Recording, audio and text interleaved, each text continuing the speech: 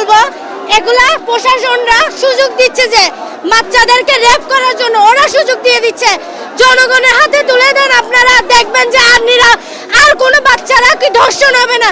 লাগাতার তিনবার, এই যে কালকের দিন একটা ধর্ষণ হয়েছে, আজকে এখানে আমরা নিরাপত্তা কোথায় পাবো বলেন আপনারা? আমাদের নিরাপত্তা কোথায়? আমরা আগে কিরকম ছিলাম, এখন কিরকম? এখন ঘরের থেকে বের হলে নিজেদেরকে নিরাপত্তা মনে করি না কেন?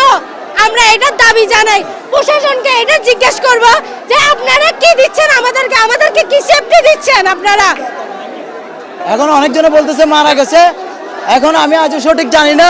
আমি আসছি যে নতুন বীজ থেকে এই কিছুক্ষণ হচ্ছে আমি আসছি যে আমি ওকে ছোট থেকে বড় করছি, ওর বয়স 3 বছর।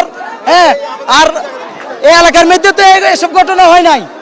আর যে ঘটনাটা করছে, নির্যাতন করছে, ওকে আমাদের জনগণের সামনে আমরা বিচার চাই।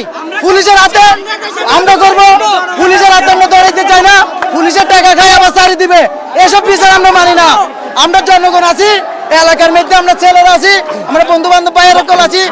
এখানে আমার বাগনিকে যখন নির্যাতন করছে, আমি ছোট থেকে বড় করছি, মা বাবার থেকে বিষয় আমি দেখতেছি, আমি বড় করছি, আমি বিচার করব। এখানে পুলিশ প্রশাসন দিয়েও করবো না, পুলিশ টাকা খাইলে ছেড়ে দিবে। আমরা